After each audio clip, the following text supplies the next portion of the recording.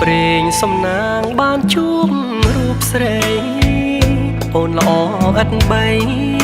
ចំបៃខេត្តកំពង់ចាមឈរក្រោមផ្ទះអូនច្រកភ្លៀងលួចស្ដាប់សំឡេងមុំច្រៀងសំនៀងផ្ញើតាមវាតា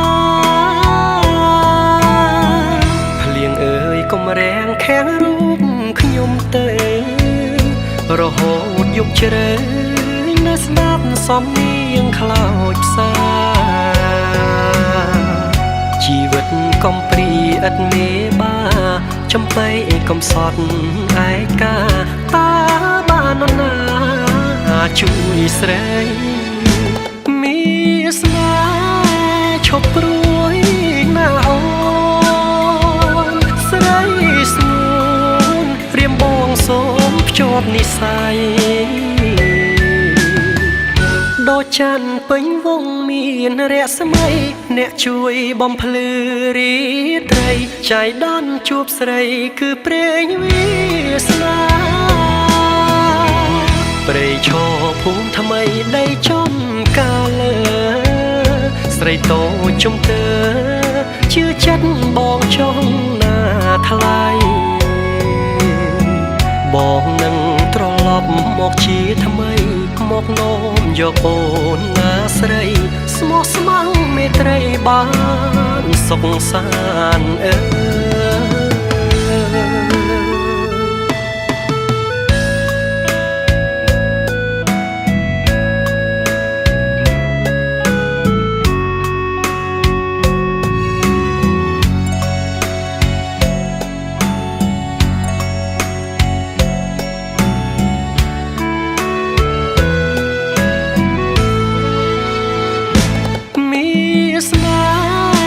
ឈប់ព្រួយ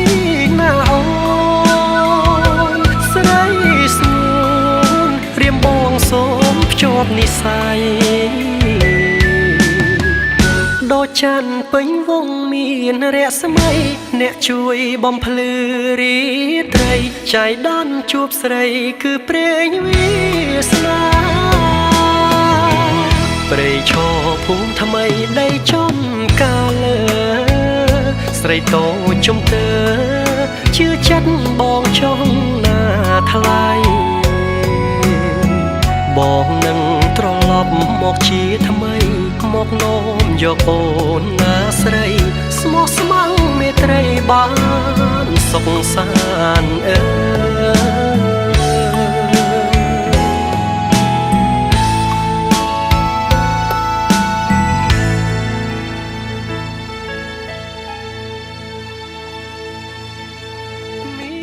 ស្នេហ៍ឈប់ព្រួយ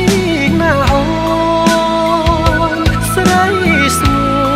នរៀមបងសូមភ្ជាប់និស្ស័យដូចច័ន្ទពេញវងមានរស្មី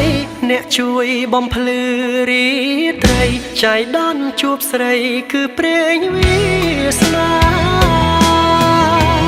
ព្រៃឈរភូមិថ្មីដីចំកាលើស្រីតូចជំទើជឿចិត្តបងចង់ណា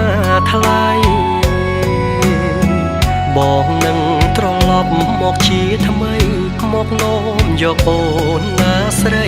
ស្មោះស្ម័គ្រមេត្រីបានសុខសាន្តអើ